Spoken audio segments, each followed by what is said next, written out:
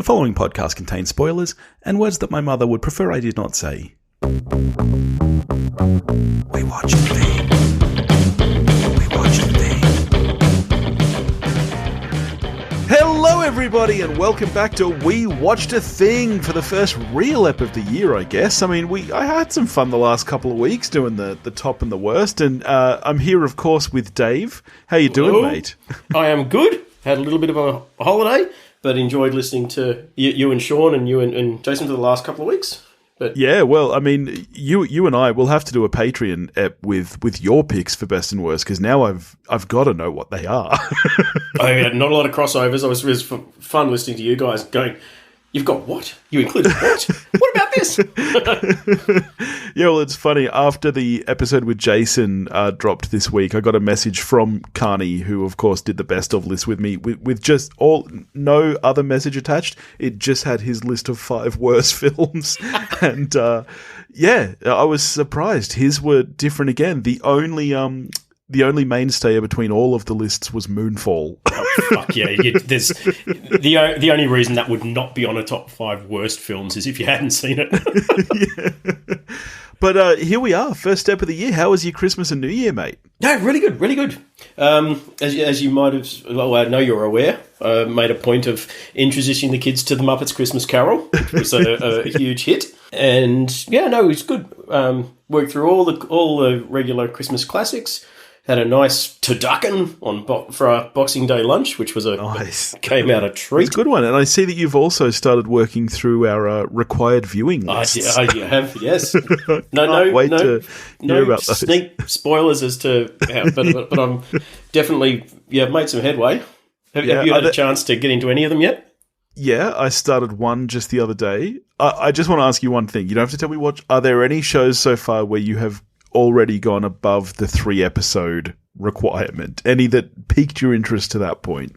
Oh, one of them I've gone probably about 10 episodes past the 3-episode requirement. All right, well, that makes me happy. So I picked at least one winner then. Yeah. I may do on some of the others as well, but that's more of a time thing. But yeah, one of them I started and just sort of didn't stop. Well, let's get into this. This week's going to be fun because speaking of best of lists, speaking of worst of lists, who knows? I think at least one of these movies has been extremely polarizing. I can't wait to hear where you stand on it. So let's get straight into it. First cab off the rank today is White Noise, a 2022 absurdist apocalyptic comedy film written for the screen and directed by Noah Baumbach. It's adapted from the 1985 novel of the same name by Don DeLillo, and it stars Adam Driver, Greta Gerwig, Don Cheadle, Raffey Cassidy, May Nivola, and May Nivola. And what is it about? Don't forget Andre 3000, mate. Yes, you can't forget Andre 3000. And what is it about, mate? So obviously an adaptation of the quote-unquote unfilmable 1985 novel from Don DeLillo, set in the mid-'80s, and we follow an academic played by Driver and his family. You follow them sort of through the first act of the film, and it's sort of very clearly delineated into 3 acts.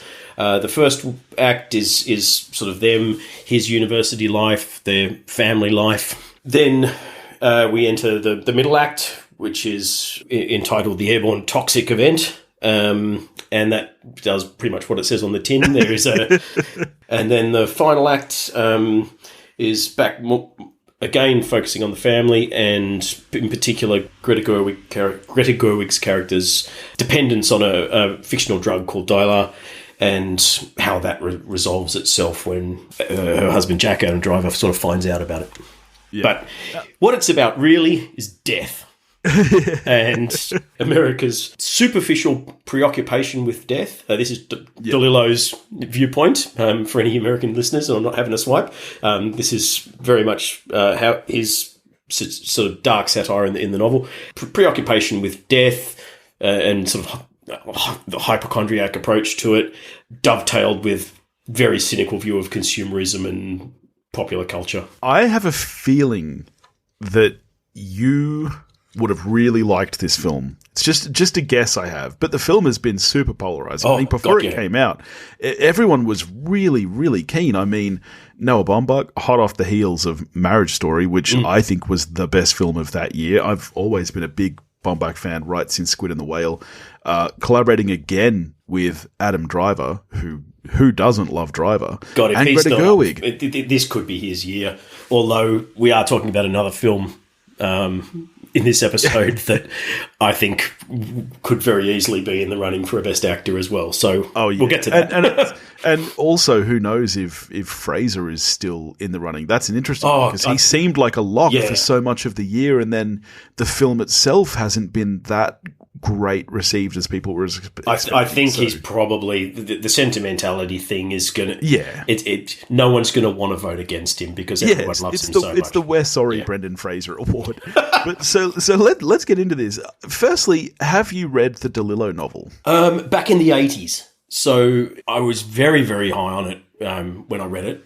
I think I read it either right at the end of high school or very early at uni. So it had been out for about 5 or so years when I was recommended it and got to it. And I was it must have been early uni because I was in a very pompous sort of frame of mind and getting right into whatever, whatever novel du jour was floating around. But in this case, I did think of it an outstanding book.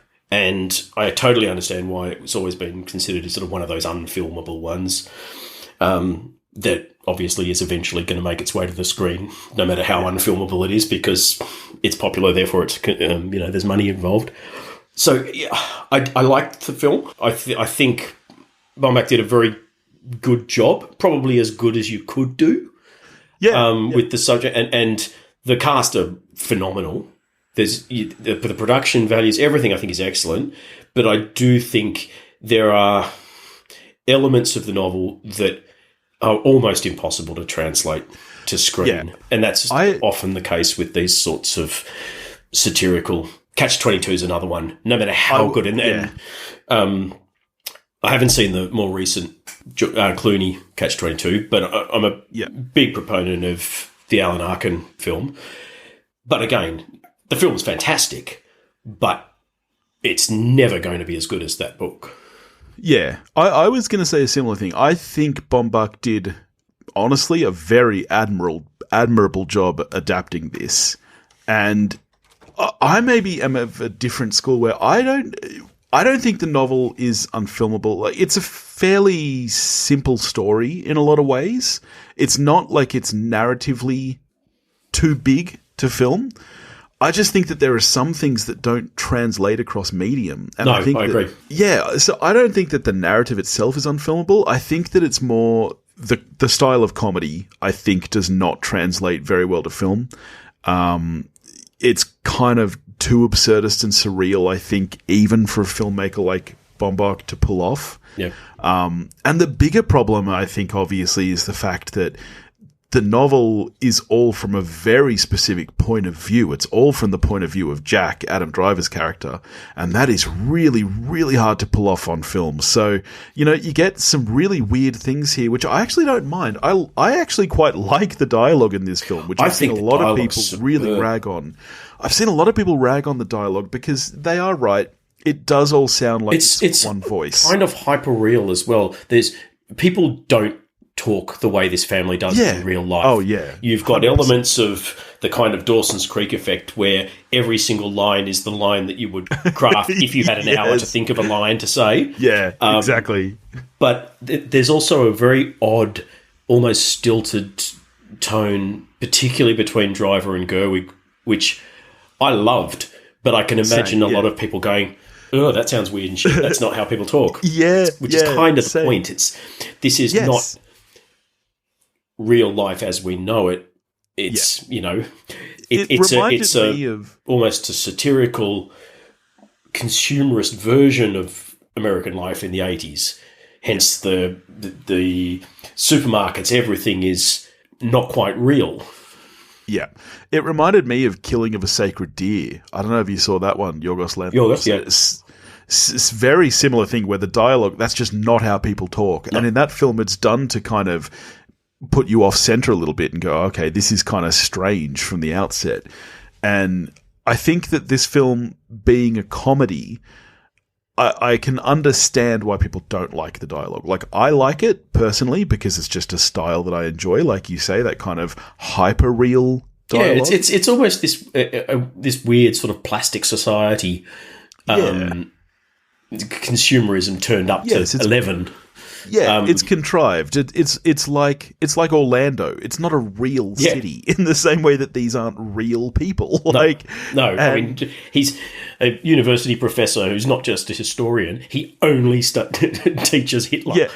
Yeah. And Don Cheadle only teaches Elvis. This is a very superficial society indeed. Yeah.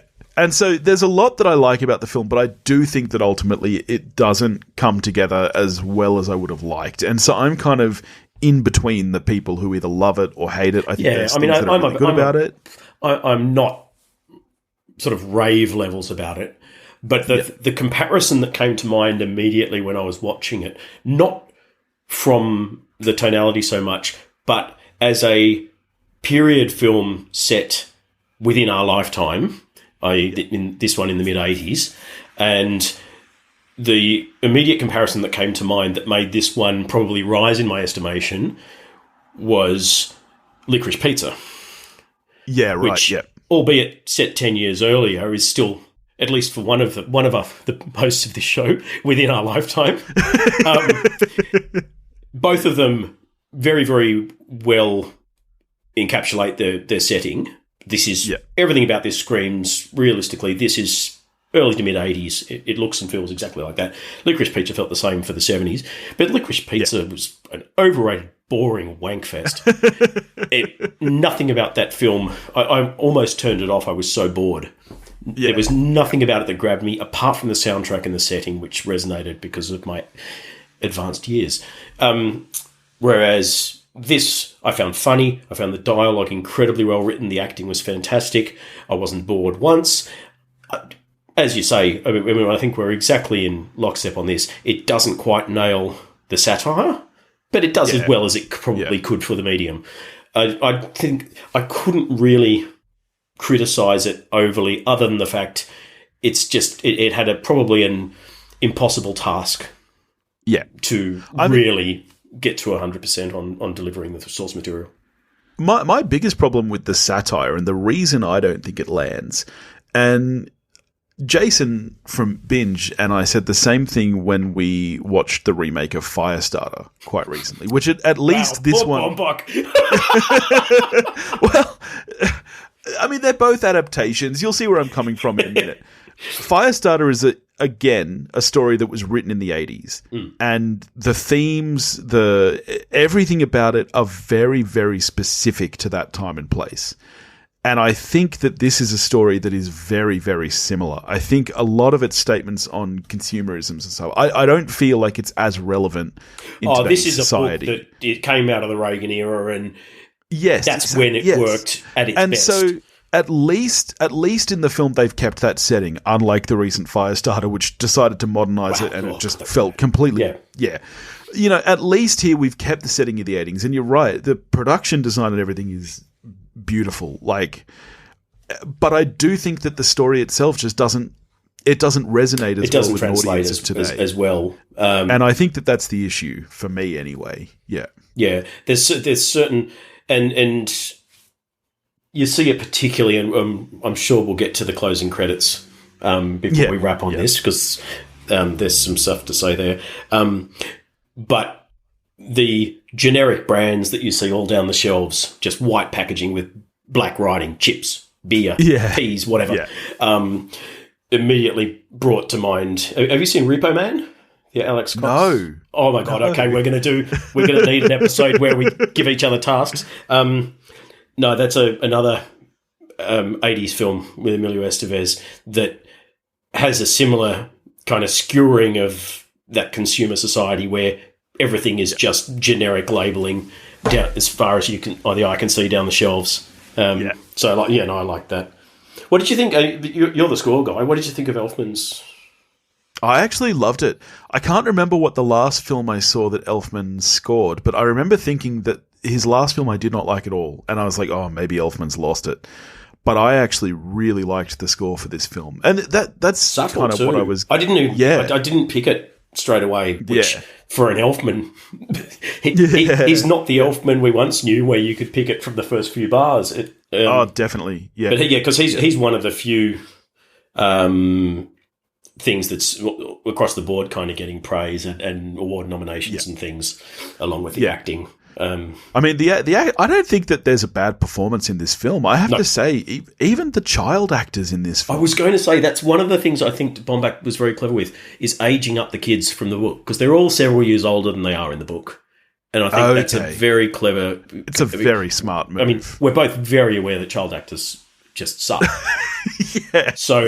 Having kind of the youngest major child cast member being above a certain age and sort of into the early... it's not early teens, she's probably tweens or 10 or 12 or whatever, but she's very good. Was a very smart decision, because if in the book, I think they're all kind of around... I think Denise is around like 10 or 11 or something. She's as opposed to in this, where she's got to be 17 or something at least. For sure. Yeah, very smart move, I think. You know what performance surprised me isn't quite the right word, but kind of reminded me of this person's greatness when they want to be. Don Cheadle, I thought, was fantastic in this movie.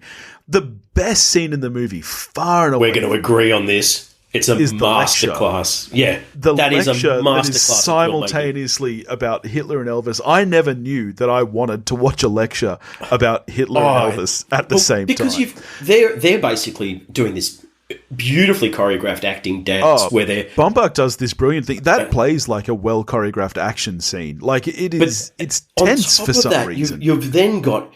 And just the cinematography and the editing were phenomenal between... When you start with the two of them kind of having this Elvis Hitler dance-off, which is incredible. But then Driver kind of takes centre stage and Don Cheadle just sits down and just goes, whoa. And that's his Oscar clip moment, obviously. Yeah. But the interspersal of him talking about Hitler and the rise of Nazism and the train crash is amazing. His and I only caught this because I watched it again, which I didn't think I'd do. I thought, after I watched it the first time, I thought, it's good. I kind of enjoyed it. I don't think I'll ever watch it again. And then I kind of wanted to refresh my mind because it had been a few days since I'd seen it before we recorded, just on a few other things. And I kind of sort of did a skippy watch through, jumping to key scenes. And the editing between Driver giving his kind of monologue about the rise of nationalism in Germany and the train crash, every arm movement of his mirrors the movement of the train or the truck. And his intonation and what he's saying matches what's happening with the crash. And even to the end where he's signing, he finishes his little monologue and everyone's like, oh, fantastic. And all of the students kind of rush up, almost like the fanaticism around Hitler. That then matches with all of the train carriages sliding together around the flammable tank from the truck, and it just cuts back and forth, and I didn't catch it all the first time round. Everything from he'll pose with his arms out, and then it flashes to the boom gate in exactly the same position on screen before the truck crashes through it, and it's just, watch that scene again. It's amazing. Absolutely amazing. The only performance in the film that I've seen more mixed reviews about, and I want to ask you about this, is Gerwig. She's the only performance that I've seen some people say that they don't like. Where are you on Gerwig? I'm a massive Gerwig fan. And this is just me. I'm a big Mumblecore film fan. I obviously like her directing of Little Women was fantastic. Everyone loves Lady Bird. I think she's a great actress. I think she was great in this. I think probably the reason why she might be polarising is the same reason the film is, because she is kind of the crux of that fake plastic dialogue. Her character epitomises, the stilted dialogue more so than Driver or anyone else. So if you don't like the film because of that, she's going to be the big blinking red light of the reason you don't like it. And I think possibly that's it. Because I don't think you can fault the quality of her acting. I think she's great. Yeah, that's fair. I got to ask you about this because I was thinking about this last night, particularly because the next film we're going to talk about I fucking adored. I've been thinking about that film a lot and where that's going to place at the Oscars if it does. And so Banshees of Inisherin is based on an unproduced stage play. So I'm guessing that will get an adapted screenplay nomination. Because the Oscars are very strict on their use of adapted. Even though it was unproduced, I feel like that's where it's going to place. Do you think I guess this you, film... you have to, because the distinction is not whether other people saw the other version. It's whether you, the screenwriter, came up with the idea and made it up, or if you took another thing and turned it into film language.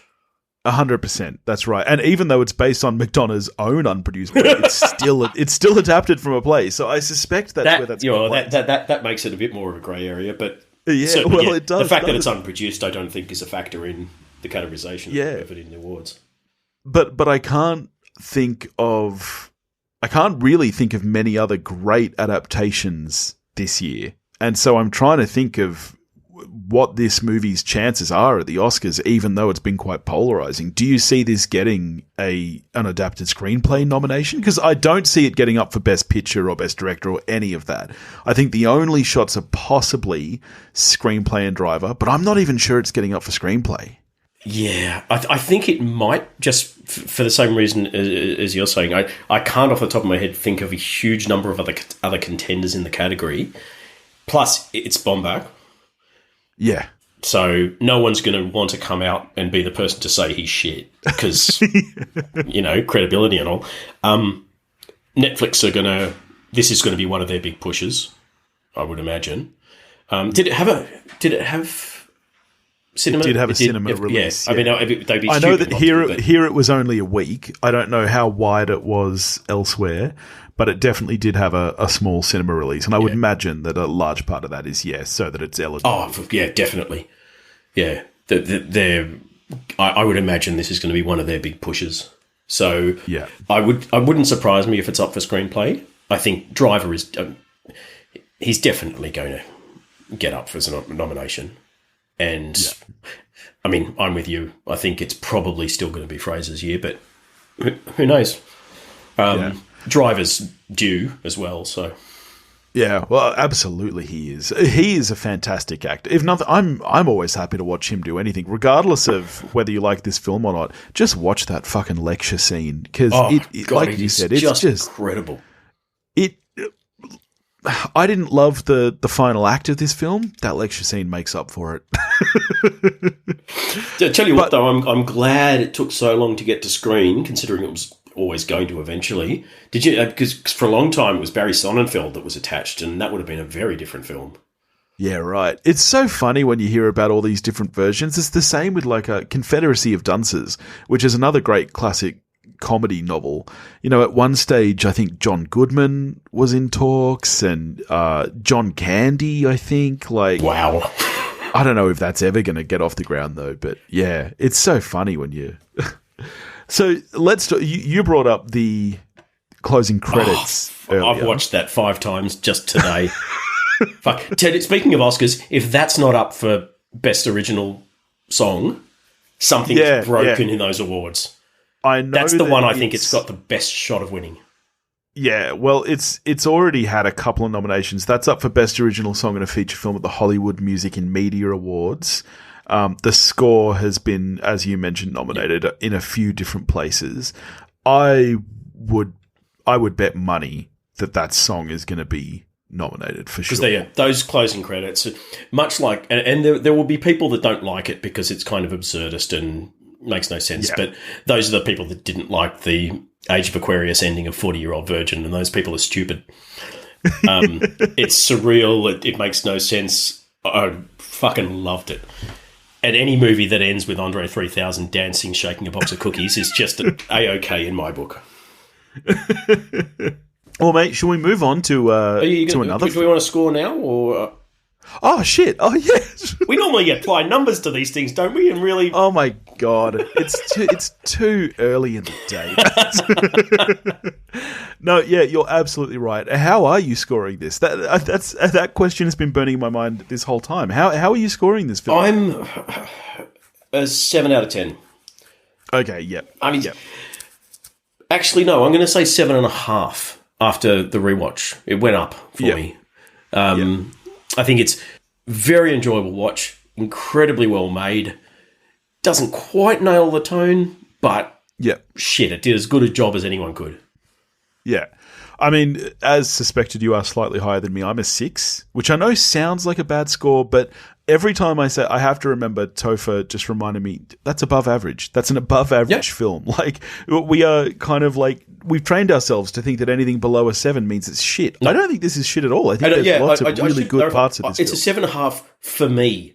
I would not recommend it at that level to everyone. I would probably recommend it at about a 6 because I think most people are not going to kind of appreciate it and enjoy it as much as I did because, I have a particular bent for that sort of satire. So, yeah. I think the things that work really well about it work really well. Driver is fantastic. All the performances are fantastic, and I actually like the dialogue, but I just don't think that it carries itself as well as I'd like it to. And I do think it's too long, that's for sure. It is, yeah. It's a commitment, 2.25 hours or something. All right, well, shall we move on over to our next film, mate? Yeah, let's do it.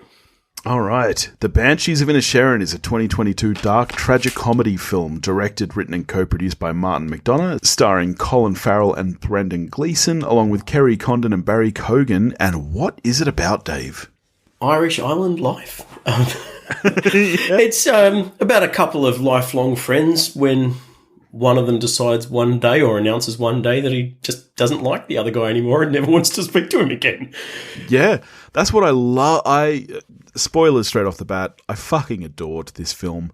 I saw it 2 days after Carney and I recorded our best of the year list, and 100% this would have knocked a movie off that list. This would have been my number 2. Oh, I thought you were going to say it was going to be your number 1.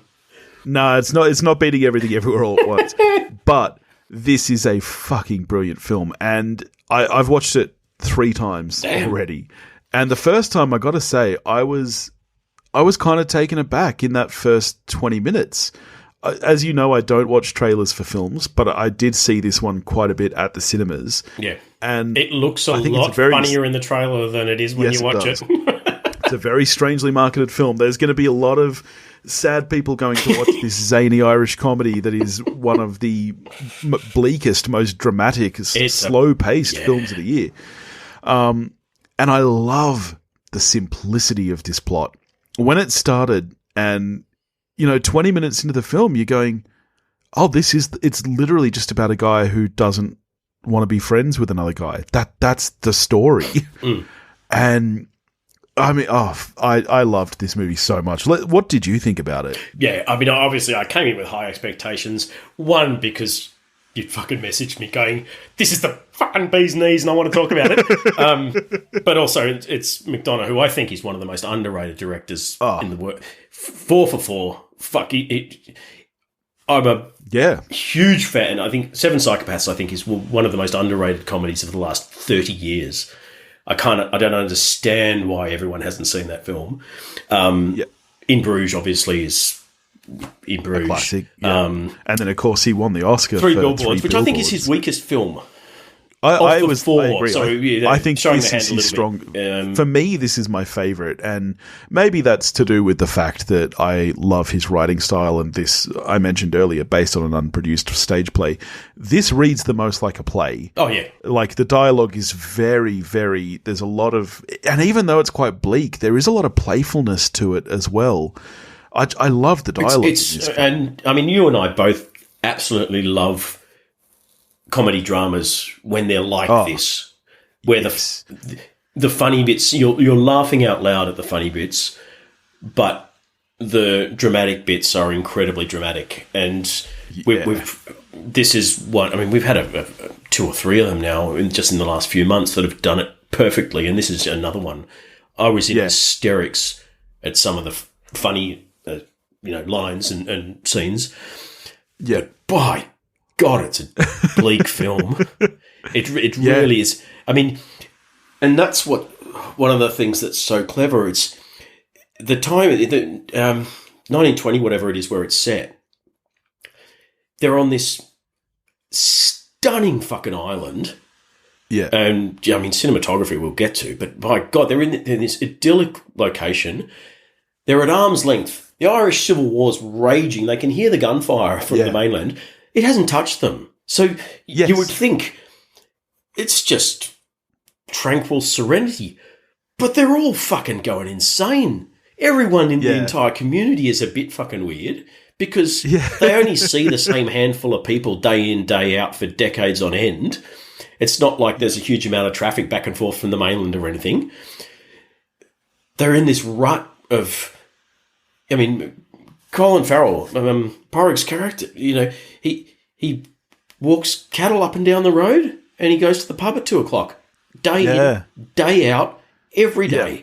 Fucking hell, I'm surprised he hasn't topped himself. And that's the same for every character. They're in this stunning setting, but they're just treading water.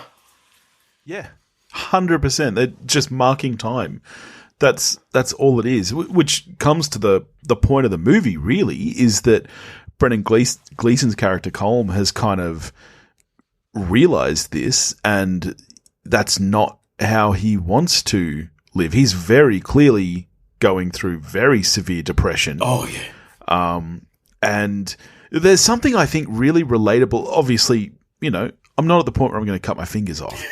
Right? Like I'm not going to do that. I'm not going to pelt my fingers. Don't do that. Then I'll have to edit. But there's something quite relatable about his struggle in that he's obviously older than he's an aging Porrick man as well. he's a good 20 years older than Porrick. And let's face it, they've only been friends probably because there's only 10 people on the bloody island, and they've just fallen into a rut of friendship rather than having really anything in common.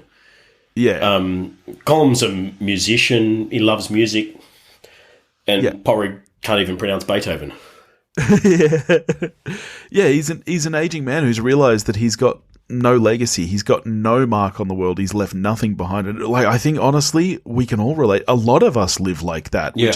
We do our job. We come home. If you're lucky and if you think of it that way, you have kids and hey, you've left some kind of legacy in them. But you do. But it's not like that's affecting the world. Human nature to start thinking, when I'm gone, and I'm older than you, but we're both we're not 20-year-olds anymore. You do start thinking about, when my kids are adults, when I get older, when I'm gone, what will be, what will my legacy be? And so you can relate to that. But I think the clever thing with the writing of this is that I can relate completely to Porrick as well. When they have that face-off in the pub and he says, I don't care if I'm remembered in 20 years. I care if I'm nice now. Yes. And Colin says, your sister's lovely. But you know who remembers who's lovely in 200 years? No one. He's like, well, I don't care. It matters now. Yeah. And I think that's very clever because you can appreciate both sides of that. Oh, definitely. I think you appreciate both sides. But for me anyway, and I think this is very clear, Porrick is the hero of this film. Oh, there's a reason Farrell's up for Best Actor and Gleeson's up for Supporting because your viewpoint is 100% from him for the entire film. And Colm is an absolute I said, I think his struggles are relatable. That doesn't mean I think any of what he's doing is justifiable. He is obviously in the throes of deep depression. Yes, I mean, the fact that he is so up to here with just listening to the inanity of Porrick's speech that he doesn't even want to be in the same room as him. And if you talk to me again, I'm going to fucking cut my finger off and throw it at you. Yeah. That is not normal behaviour. Yeah. And it's, I've seen a lot of people question the finger thing, like he's a fiddler. What's he doing cutting his fingers off? Well, that's why the finger. Otherwise, it would have been a toe or any other statement. These are the most important things to me. That is how much I don't want to hear your fucking voice ever again. See, I think of it almost even deeper than that. Like, I felt like the fingers really, on a deeper level, are even more about his insecurities and his, he's cut his friend off and now he's writing a song. And I think that he's still struggling. And cutting his fingers off takes that pressure away. He's done. He's written his one song. He can't write anymore, and that's fine. And he can still blame it on his friend. He didn't write anything before that because of Porrig, and in the end, he'll never write anything again because Porrig made him cut his fingers off. Yeah. And I think that's why it works so well. When they have that very brief, not reconciliation, but moment of kind of what you assume is the old friendship, when he says it's almost a relief. Yeah. I mean, we've touched on how incredible Farrell and Gleeson are in this, but Kerry Condon and Barry Keoghan. Barry Keoghan, that guy has an Oscar in his future. He is so good. Well, I think he'll be up for supporting for this. I would love to see Kerry Condon get nominated for supporting because I think that she is exceptional in this film. And she is such a necessary character as well to have this kind of... It's very interesting to have both her and Keoghan are the relief characters in this film. Really, they're the characters so that weird offer you because that they're relief. both so tragic. Exactly. It's fucking genius, and it's so rare. Usually your relief character is like a goofy kind of sidekick or something, and that's kind of what you think Barry Keoghan's going to be for the first sort of 10 minutes or something. Until he sort of shows up having had the shit kicked out of him by his dad with a kettle. Yeah. And then he starts getting more and more kind of tragic as it goes on. And then that fucking scene by the lake where he tries to profess his love to Siobhan. And she kind of knocks him back and he says, yeah, I expected that. Had to try. Well, fuck me. Yeah, he's so good. I had no idea that Barry Keoghan was Irish.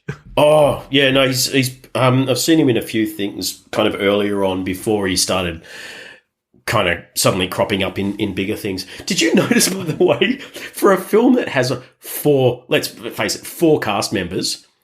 Yeah, well, yeah. 2 of them have been in DC films and 3 of them have been in Marvel films.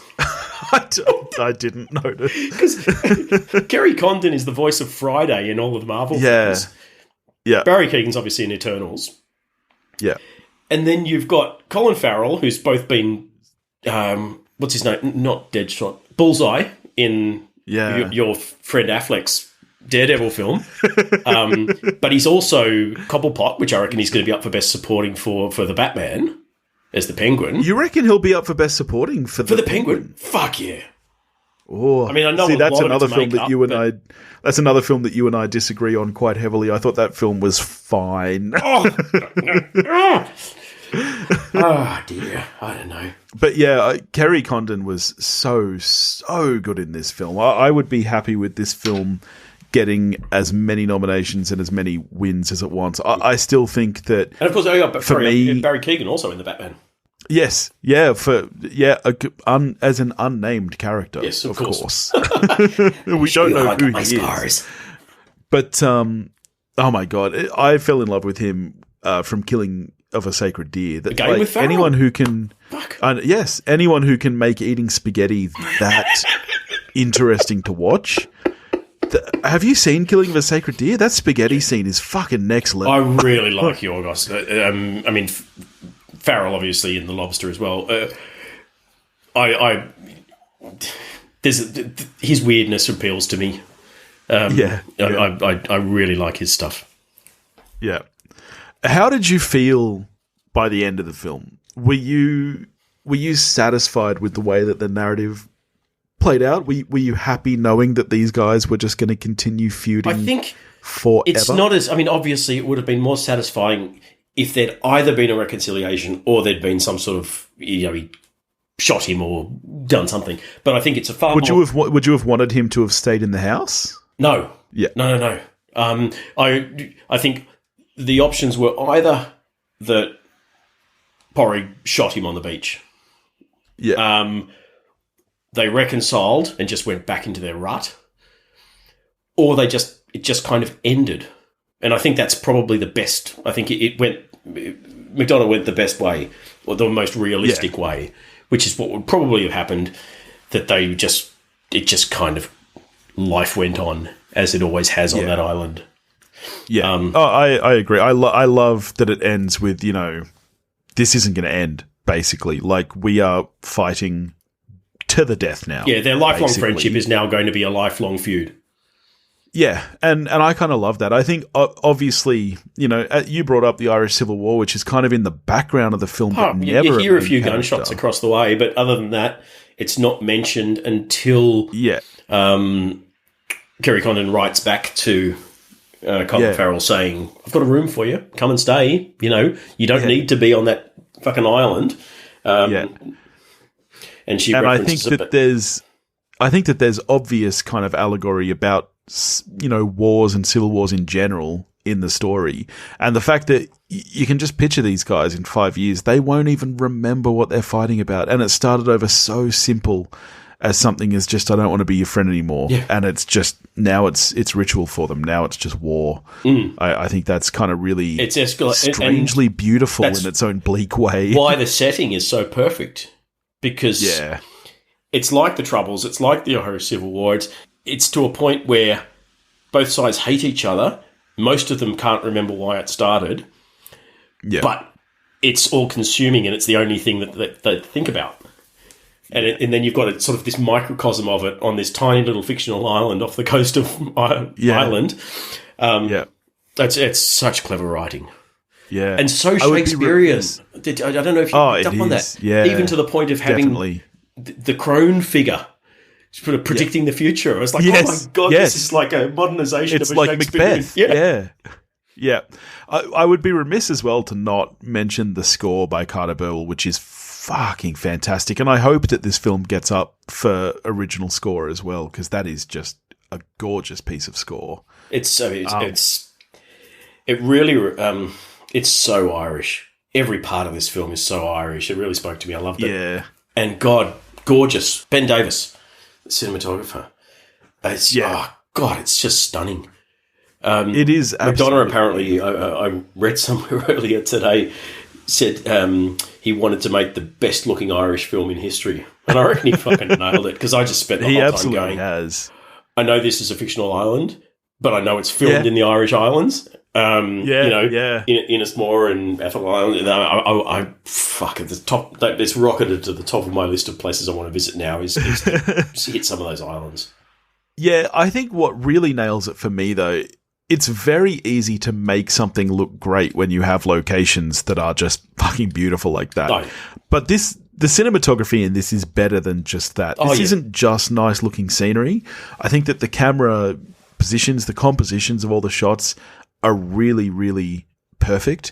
There's very little depth of field in the film, which I think is overdone these days. That real kind of blown out background, lots of soft. I don't think you need that all the time, and this film doesn't do that. And I think that it is all the better for it. There's lots of wide shots, really, really nicely filmed. And you're also jumping between these incredible vistas of the islands and the coastline and all of the outdoor stuff, and then these tiny, tiny little fucking stone houses and pubs, and where it's all quite dark, lots of shadows, and both look incredible. It's not just the big, beautiful, oh my God, outside. I could make that look good. As you say, I could go out there with my handheld and make it look good. But having the atmosphere with those interior shots in the pub and in their two houses and that sort of stuff, beautiful, just beautiful. Yeah.